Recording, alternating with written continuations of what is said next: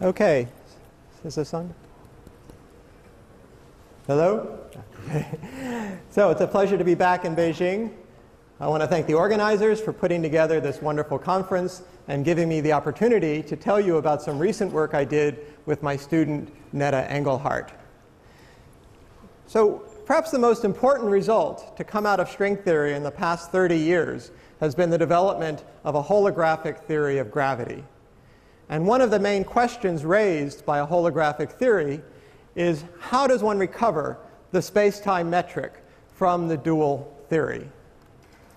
Well, of course, many people have worked on this, and in particular, there's been much work focusing on quantum entanglement, and in particular, the Ryu-Takayanagi formula for entanglement entropy. Since the entanglement entropy is given by the area of a minimal surface in the bulk, one might hope that you can then recover the metric, or at least the area of any surface in the bulk, by combining the entanglement entropies of various different regions on the boundary and subtracting and adding them in the right way. This was suggested in a paper by these authors and followed up by many people. This approach is still being developed. It now goes under the name of kinematic space and involves radon transforms and stuff. I think it works best in low dimensions, at least at the moment, and is somewhat indirect, in that you're trying to get the metric at a point, starting with something involving an integral of the metric.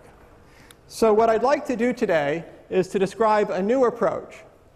And this new approach is based on a special set of cross-sections or cuts of the boundary of an asymptotically anti-de Sitter space-time.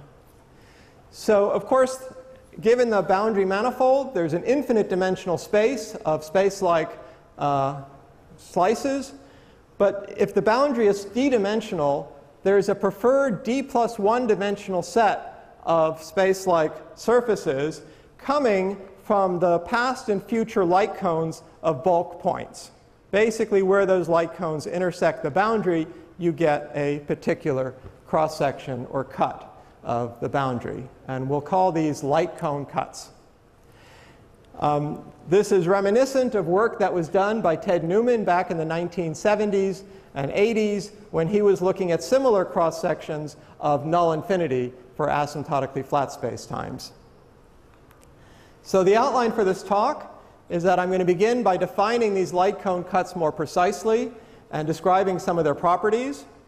Then I'll show you how you can reconstruct the conformal metric. That's the metric up to an overall constant at each point, just from the location of these light cone cuts. Then I'll complete the story by telling you how you can determine these light cone cuts entirely from the dual field theory, without knowing anything about the bulk. And finally, I'll conclude with some discussion and open questions, including some ideas we're working on to determine the conformal factor as well. OK, so you can't actually use the light cone of a point to determine these light cone cuts because of gravitational lensing. So two null geodesics emanating from a point might end up crossing, and that's a caustic.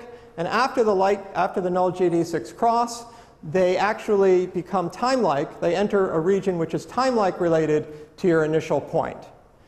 So what we do instead is to define this set called the past of P. It's the set of all points Q such that there's a future-directed time-like curve from Q to P. And then the boundary of this past set is a null surface. And so we define the past cut of P to be simply the intersection of the boundary of the past of P with the boundary of the space-time. And the future cut of P can be defined similarly. These cuts are not going to be smooth because of the existence of these caustics. They're always continuous, but when you have caustics, there will in general be points where the cut is only C0 and not C1. So it won't be differentiable everywhere. But we expect that the places where you have these cusps are sets of measure 0, so, well, you'll see it doesn't cause a problem. OK, so here are some properties. The cut is always a complete space-like slice of the boundary, and there's a past cut for every point in the future of the boundary, even inside black holes. So here's a space-time diagram of matter collapsing to form a black hole in global ADS, and a point inside the horizon still has a past cut, a well-defined intersection of the boundary of its past with infinity, c minus of p. Now it's interesting to look at a point outside the horizon, which I've labeled Q, which is way to the future of the collapse to form the black hole. If you look at the future cut of P, of course a lot of the future, the null geodesics from Q enter the black hole. The outgoing ones, of course, get out to infinity. So you might think you get only a little piece of a space-like surface, but property 1 says that's not what happens. And in fact, what happens is that the light rays coming out of the board just get gravitationally lensed and focused and end up producing a cut which goes all the way around to this side. Similarly, if you look at the past cut of this point Q, you might think that, well, the outgoing null geodesics hit the boundary up here, and the ingoing ones you might think end up way down here before the black hole formed. But that would violate property 1 as well, because that would end up with a cut which is time-like. This point can be way to the future, these points are way to the past. That's a time-like surface. And the cut is always space-like. So again, what happens is that some of these past-directed light rays just get gravitationally lensed and focused, and the past cut is, again, a surface way up there. Okay, perhaps the most important property of these cuts is that two distinct cuts, C of Q and C of P, have one of the following property. To satisfy the following. So either they do not intersect at all, they intersect at precisely one point, or they cross, meaning that the intersection of the two cuts divides each cut into two connected pieces. And for this is true either for two past cuts or for two future cuts. In particular, this means that one cut cannot wiggle with respect to another and cross it multiple times, and also that two cuts cannot agree on an open set if they correspond to distinct points. Okay, so here's an example. The simplest example are the cuts of pure anti-de Sitter space. You can find these either by explicitly solving the null geodesics or by just symmetry. And I'll work in a conformal frame where the boundary is the standard static cylinder. And then you can easily see that if your bulk point is at t equal to 0, r at some r naught in global coordinates, and we'll just define the direction that your point is displaced, we'll call that theta equal to 0, then the cut is given by this formula. So T infinity is the intersection of the boundary of the past or the boundary of the future with infinity. And it has some angular dependence given by this expression. So these cuts are tilted with respect to the standard sort of t equals constant slices of your boundary. And you can see that if r goes to 0, the right-hand side diverges. That just says that the cut is given by t infinity equal to plus or minus pi over 2. That's what you expect because, well, by spherical symmetry, if you're at the origin, your cut is going to be at constant t, and it takes a coordinate time pi over 2 to get from the origin out to infinity in pure ADS. The other limit, when r naught goes to infinity, the right-hand side just becomes the tangent of theta, and so this says that t infinity, the cut is just t equal to theta. That's the light cone on the boundary, and that's what happens to the cut when you go all the way out to infinity. Now, by time translations and rotations, you get a d+1 dimensional space of cuts, because you can translate t up to any time t naught, you have the parameter r naught, and you can rotate to have the tilt in any of d-1 angles. So you get a preferred d+1 dimensional space of these cuts. Now in ADS, there's no gravitational lensing, so there's no caustics, and all of these cuts are smooth. And there's a simple direct connection between these cuts and global causal relations between points in anti-de Sitter space. So in anti-de Sitter space, if two cuts do not intersect if and only if the corresponding points are time-like separated. They intersect at precisely one point if and only if the points are null separated, and they cross if and only if they're space-like separated.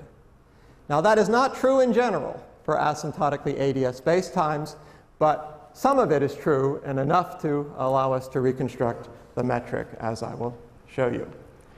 OK, so now let me turn to how we reconstruct the conformal metric given the cuts. So as I said, the conformal metric is simply the metric up to an overall constant. So let's think about fixing a point, and the metric is determined up to this constant. Clearly, two conformally related metrics have the same light cone. Conversely, the light cone uniquely determines the conformal metric. A little bit more surprisingly, one can show that the conformal metric is uniquely fixed by any open subset of the light cone. So let me give you a quick argument for that. So let's take any d, if we're in a d plus 1 dimensional space, take d plus 1 linearly independent null vectors, vi, and we're going to view them as a basis for the tangent space. You can always do this because there's no vector which is orthogonal to all the null vectors. So you can form a basis of null vectors. Now, these vectors, of course, have zero norm, but you don't yet know their inner products. And we'll need to determine the inner products to fix the metric.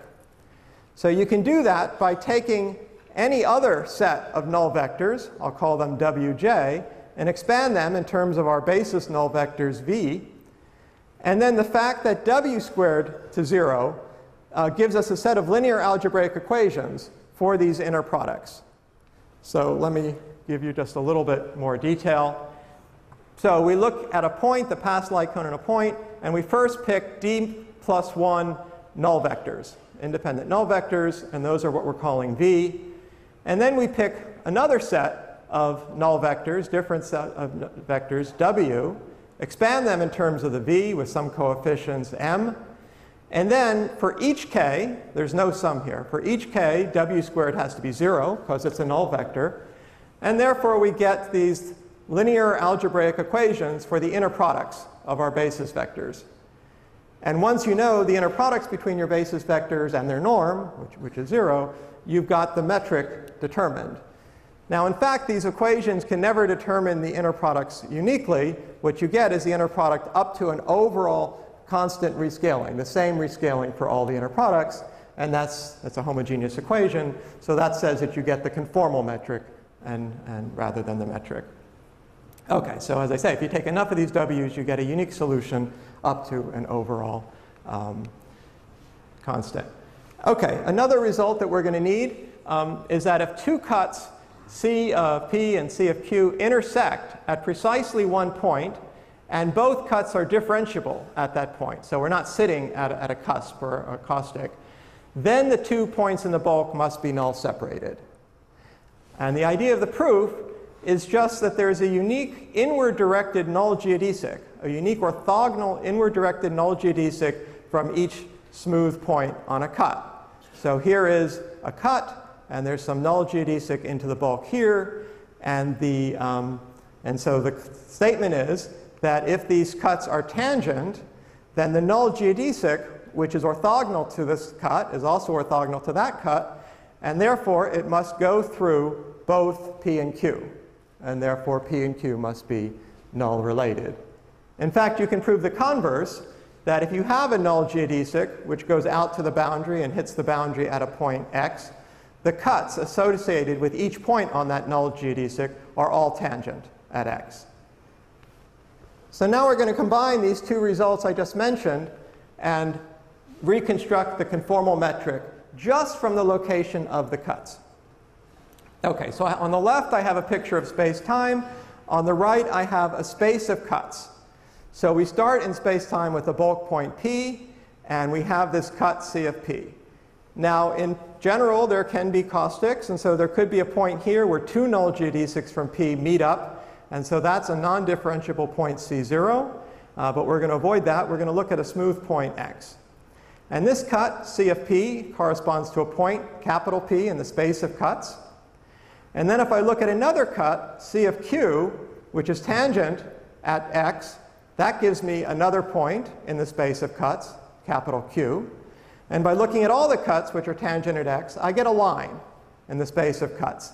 And we're going to define that line to be null because of the property I just mentioned. Then you can move x or move to another point, y, where this cut C of p is still differentiable, maybe over here. And then you look at all the cuts tangent to the cut at y, and that will give you another line in the space of cuts, which you define to be null.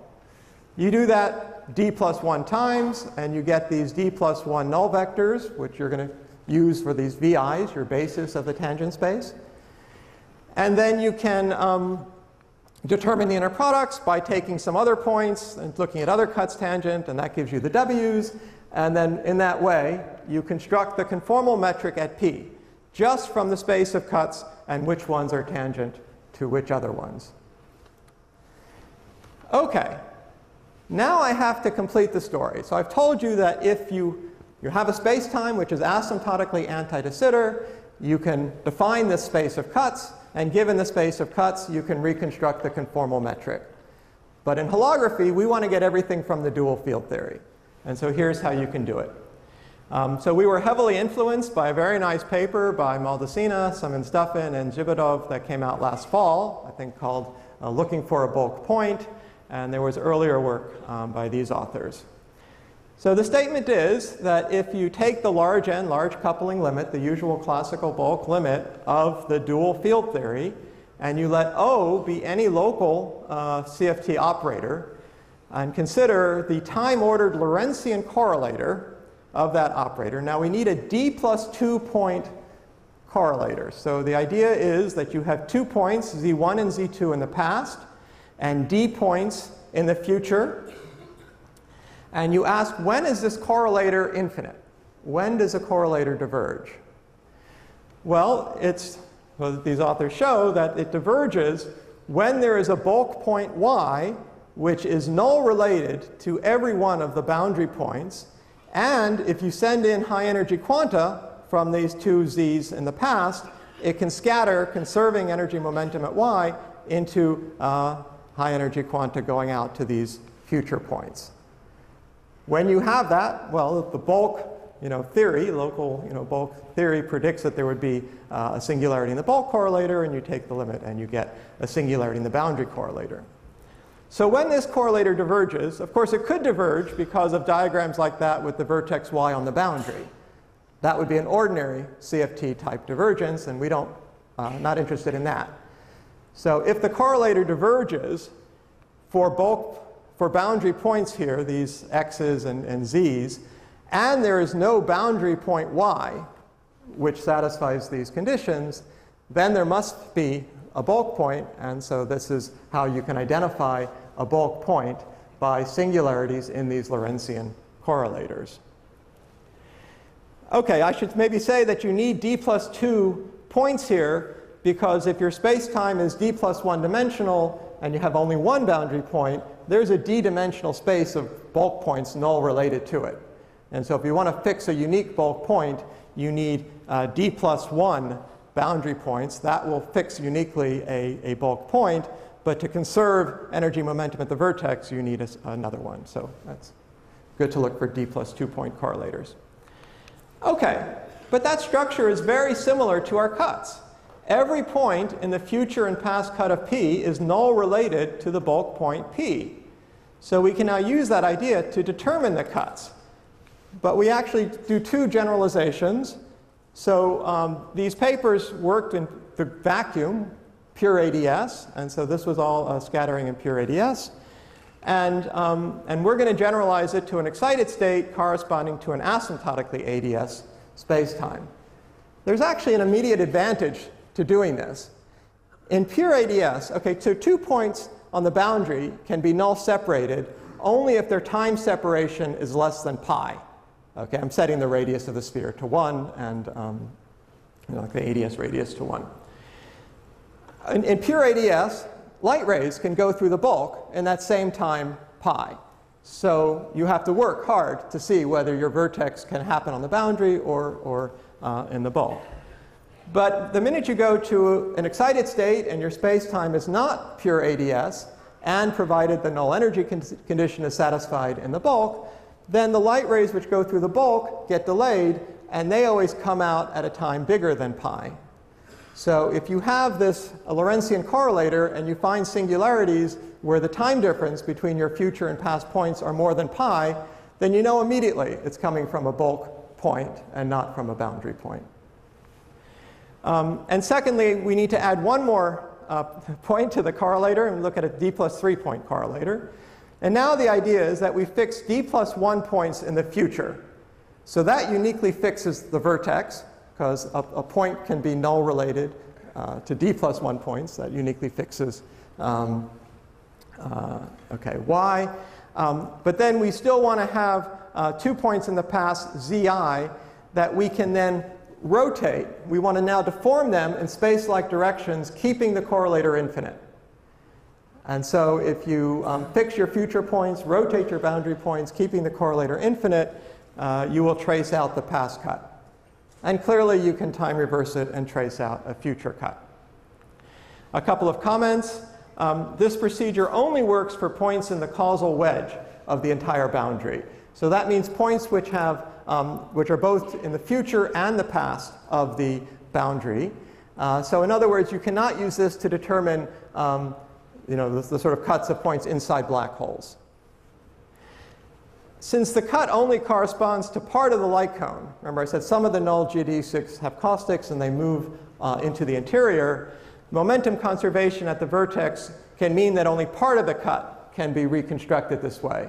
But that's OK, because you can get the conformal metric just from part of the light cone. And then finally, you can ask about perturbative corrections. The singularity is there in the classical limit. That's the usual large n limit. It's expected to remain when perturbative 1 over n corrections are included, but not at finite n. OK, so at finite n, we have real quantum gravity. We don't expect to locate points. So we're not going to be able to use this to say anything at finite n. All right, I'm running out of time, so I think that I will skip. One can say more from these cuts than just getting the conformal metric. So you can also say when some points are space-like separated and when some points are time-like separated. But I will skip that and just spend my last few minutes telling you about, well, one idea to determine the conformal factor and wrapping up. So this is something we're working on, but it's a sort of natural thing to do. So far, I've not assumed anything about the bulk equation of motion. Everything I've told you works for any bulk space-time which is asymptotically ADS. Now, we've determined the conformal metric from these light cone cuts. So that says we know what the Weyl tensor is in the bulk. If we know that there are no matter fields turned on, and if we use the Einstein equation in the bulk, that immediately fixes the Ricci curvature. So if we know the Ricci curvature and we know the Weyl curvature, then we know the entire curvature and the geometry in the bulk is fixed. But since we only need to determine one function, this conformal factor, you don't need the full set of Einstein's equation. You only need one component of it. Okay, so with some small amount of information about the bulk equations of motion, at least in this vacuum case, you can completely fix the metric and determine the conformal factor. So some open questions. We'd like to obtain other cuts from the CFT. I gave you one way to obtain the cuts for bulk points which are in the causal wedge, in causal contact with the boundary to the future and past. Can you do better? Well, here's just an existence proof that you can do better. If you have a spherical symmetric collapse to a black hole, of course, the boundary stress tensor is spherically symmetric. And the past cut of any point at the origin is fixed by the symmetry, because it has to be one of these spherical cuts. But that includes points inside the horizon. So at least in this simple case, we know what the past cuts of points inside the horizon at the origin are just from symmetry. So we'd like to do a lot better. Can you obtain matter fields in the bulk using these cuts? We have some ideas on how to do that. This is work in progress. OK, so to summarize, I told you there's a light cone cut for every point in causal contact with the boundary. These cuts can be determined from singularities in the gauge theory correlators. And the conformal metric in the bulk can be reconstructed just from the location of these cuts.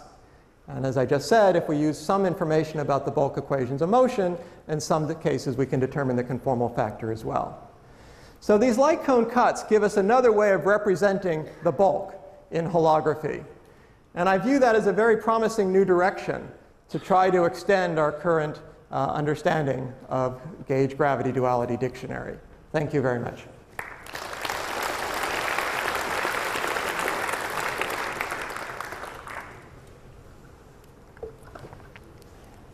Yeah, we have time for a few questions.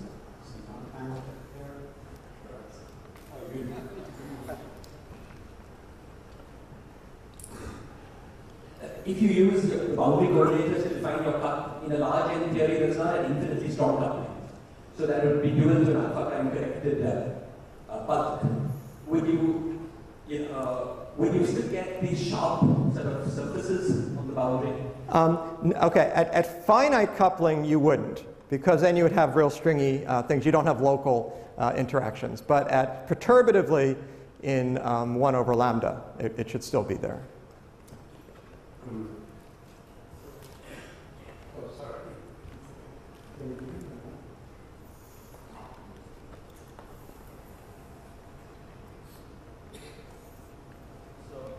There's a similarity to twistor construction. Yes. Do you expect, therefore, that twistor space is the continuous state to get the holographic information from twistor space to the bulk data? I am very intrigued by that connection, which, yes, when Ted Newman did this back in the 70s, of course, there was a very close connection. So he constructed a space of these special light cone cuts, and we called it heaven, and then there was a connection between heaven and twistor space. So anyway, in that case, there were some nice results on how to describe matter fields in terms of twistor space and stuff. So I'm hoping that some of that technology might come over, but we haven't really gotten very far in that direction. Yeah, so I know another proposal that people have talked about in the past was using two-point functions to find the lengths of geodesics. So can you maybe comment on to what extent that resistance gets more or less information about the metric? Yeah, so, okay, so if you have two-point functions, you get the lengths of certain space like geodesics. That's a case where you have to, well, you have to sort of basically invert it, right? You want to get the bulk metric from, well, it's part of this whole kinematic space. I mean, I don't know if you're talking about the kinematic space or you're talking about some more. Right. Okay. Yeah, I think that's a case where you still are sort of trying to extract the metric from integrals of the metric. And so there's some sort of inversion that has to be done. I view this as much more direct, because you get the cuts, and then just looking at how the cuts are tangent, you get the metric at the point. And this is good covariant in all dimensions and all everything. So anyway, it's just another approach. Andy,